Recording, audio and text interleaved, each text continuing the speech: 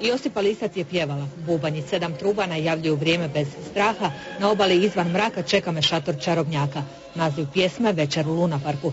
A u Lunaparku je svaku večer, već desetljećima, obitelj Justament. I ne samo večer.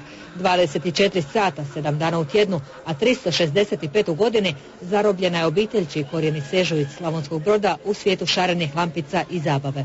Odrastao u Lunaparku, ja bih rekao, rodio se na stolnom nogometu, živim cijeli život u Lunaparku, bavim se Lunaparkom, vodim Lunapark, idem iz mjesta u mjesto.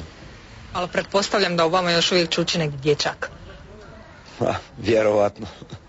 Ovo, najveselije mjesto u Šibeniku, dvorište je za pomladak obitelj Justament. Ima ih 4, a za razliku od nas, odavno su prestali uživati u čarima Lunaparka. Klaudio, ja moram priznati da ti već zavidim. Pa ti se cijeli dan možeš ovako igrati i vozat po Lunaparku. Ha? Kako se tebi sviđa to sve? A super mi je sve. Prijatelji kao isto mi tako zavide, ali meni je onako normalno to je. Kako hoćeš živjeti u Lunaparku? Je li to čaroban svijet o kojem sva djeca maštaju? Je li to zaista tako? Ne, pa dosadi ti. Nisam 12 godina da živiš tu i svaki dan da se voziš, dosadilo bi skroz. Dakle, nama smrtnicima, običnim ljudima je ipak to čaroban svijet, a tebi ne baš. Ne. Ima tek 12 godina, promijenila je mnogo više adresa, koliko više ne pamti. No davno je netko mudar rekao, čovjek se lako navikne i na najgori život. Daleko je ovaj od najgoreg, no da je tvrd ovaj kruh s mnogo kora, priznaće i sami. Mjesec dana idemo u jednu školu, pa onda kad se naviknemo u jednu, onda idemo u drugu i tako u 4 škole. Jel ti to teško pada s obzirom da moraš promijeniti okolinu i društvo, prijatelje? Pa naviknula sam se. Navikneš se. A kako rješavaš stvari s dečkima? Lijepo. Njih isto mijenjaš iz grada u grad ili? Ne. Jel znaš uopće koliko godišnje promijeniš adresa i gradova? A ne mogu to zbrojiti jer jako puno mijenjam škola. Kao i kod nekih poznatih obitelji, skladatelja, znanstvenika, sportaša, i ovdje su djeca nastavljala put roditelja. Život na kotačima ove obitelji počeo je još davne 1931. Kilometre i gradove teško je izbrojiti. Sigurno jedno 20.000 kilometara. 61. su vaši roditelji bili i u Skradinu? Jesu, da, jesu. I tamo smo isto radili. I ja sam isto bila, tamo smo prvi puta vidjeli ove dagnje školjke, mi smo pretežno, znate, bili i u Slavoniji, bili smo u Bosni, bili smo, svagdje smo putovali. Jednostavno, ajmo reći, u mjesec dana na jednom mjestu mi se sami zasitimo već mjesec do 2 i selimo dalje, ja. To nam je u krvi. A dan izgleda, ne znam, probudiš se, imaš svoj dio posla, jel, obaviš šta treba i dan teče koji svakom drugom. Jel. Imate obitelj, je li teško za obitelj živjeti ovako, seliti se iz mjesta u mjesto, iz grada u grad? Pa evo, ne znam, otac sam 4 djece, jednostavno, naravno da je teško prvo mijenjati škole, seliti iz grada u grad, ali čovjek s vremenom se navikne na to, jel. Ja ne mogu tako, mislim, njima svaka čast sve, ali treba i to znati. A zašto mislite da je teško? Pa mislim, ne imati stani dom i to sve svaki tjedan u pokretu i to je jednostavno, mislim, nije da svakoga. To kao jedno, kad ne bi imao drugog izbora i tako. A vas ne privlača ovaj čaroban svijet? Pa samo u posjetu. Iva, kad vidiš sve ovo, bi li ti voljela živjeti u Lunaparku? Reci ti mene, Kristina, kad ti vidiš sve ovo, jel zavidiš možda ovoj djeci koja svaki dan se imaju priliku voziti na svim ovim spravama, jel ovdje žive? Da! Da bi ja živio ovdje, uvijek bi se vozio na svemu. Dakle, tebi se za razliku od Ive ovdje sviđa? Da. No iza svog ovog šarenila krije se mnogo problema, ali kao svaki pravi domaćin i naši ih vješto skrivaju, mameći osmijeh na licu svakog posjetitelja. Gosti Hrvatske uživo su gospođa Matilda Justament, predsjednica udruge Luna parkova i zabavnih radnji Hrvatske. Lijep pozdrav, dobro nam došli.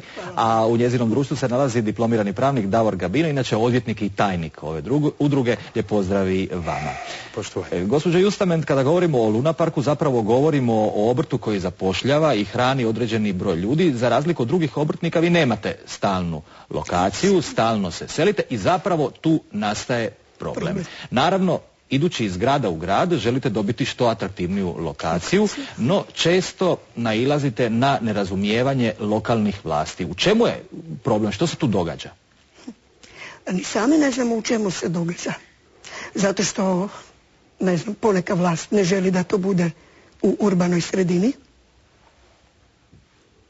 Šalju nas na lokacije van grada, što tada tu niti posjetitelja, niti je to, mislim, održivo za rad. Velike investicije su što se plaće lokacija, što se radi, ali posjetitelja nema.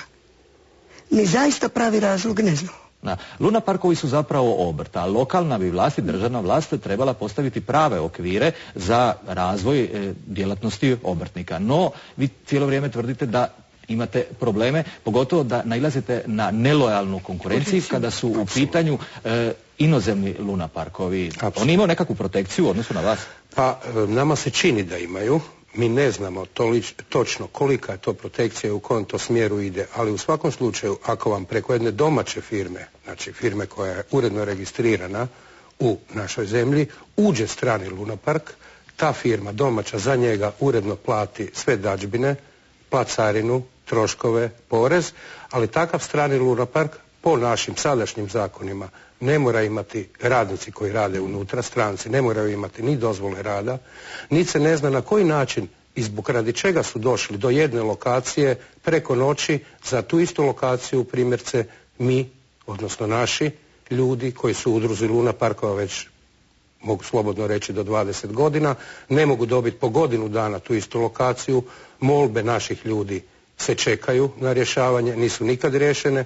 Takav strani Luna park dođe, dobije preko noći lokaciju, dobije preko noći placarinu, no međutim ono što je najbitnije ovdje je to da takav strani Luna park dobije lokaciju primjerice na 30 dana.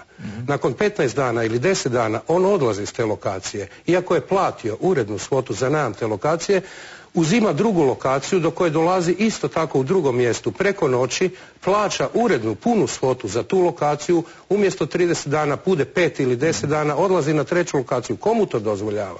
Koji je interes takvog Luna parka, stranog Luna parka i te naše domaće tvrtke preko koje je takav Luna park ušao, ja ne znam. Ali u svakom slučaju ono što se dade zaključiti je da takav Luna park sigurno nema interes kao naši ljudi da na temelju zabavnih igara i usluga zaradi nešto.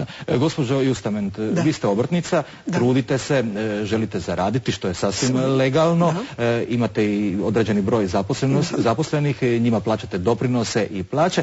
Osjećate li se kao obrtnica diskriminirana u ovoj zemlji? Možda, ne znam, te lokalne vlasti vas smatraju, ne vas osobno, nego Luna park kao obrtničku djelatnost, možda neozbiljno, ne znam. Svakako. Ne samo mene i moj Luna park, nego sve moje članove u državi Hrvatskoj. Kako Slavonija, Baranja, ima nas 50. 50 obrtnika koji se to, evo, kod mene je preko 20 zaposlenih. Što zapošljavamo i branitelje, imaju sve kod nas, mislim, plaćeno, tako i drugi moji članovi koji se bave Luna parkom. Osjećamo se diskriminirani, uvrijeđeni, jer u ovom našem poslu mi moramo biti i direktori, i fizički radnici, komunalni djelatnici. Mislim, vodimo o svemu brigu. Jasno. Gospodine Gabino, vidite li vi rješenje ovog problema? Ovo se ponavlja iz godine u godinu. Jeste li pokušali razgovarati s nekim odgovorima na možda više razini? Jesmo. Pokušavali smo normalnim putem, ne onim putem. Znate, ja sam pokušao razgovarati sa menadžerima tih stranih Luna parkova koji ulaze, pa mi je bio odgovor: niste išli pravim putem. Ja ne znam za pravi put ni za krivi put, znam samo za zakonski put. Oni su očito odabrali onaj pravi put koji nije zakonski put, ali su došli do takve lokacije. Što se odgovora na vaše pitanje tiče, odmah ću vam reći, vijeća gradskih četvrti mahom to je slučaj konkretan u Zagrebu, odobravaju lokaciju za postavu domaćeg lunaparka, nazovimo ga za sada tako pod navodnicima, dakle lunaparkova koji su učlanjeni u našu udrugu, da bi gradsko poglavarstvo nakon par dana stavilo blombu i reklo ne.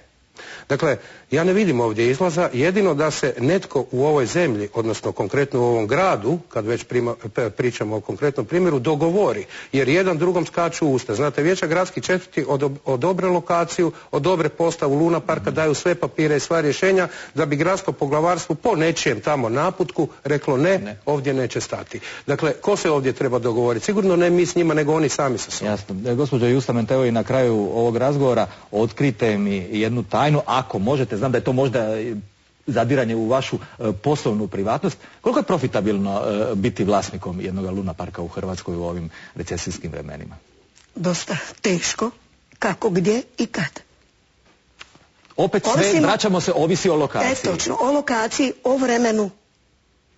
Mislim, mi nismo natkriveni, mi nismo stabilni objekt. Kao što su te trampoline, igraonice, moram se nadovezati za ovo, jer mnogi govore da su to njihovi lunaparki u gradu, a mi koji radimo vani, za nas apsolutno niti ne znam. Eto, hvala vam što ste bili gosti Hrvatskog. Pratit ćemo i dalje vaš. Hvala vama što ste nas pozvali. Kako je rješenje moguće. I moram samo ovom prilikom pozdraviti svoje drage Cresane, a osobito gospodina Rikija. Dobro, eto, pozdravljamo. Hvala vam.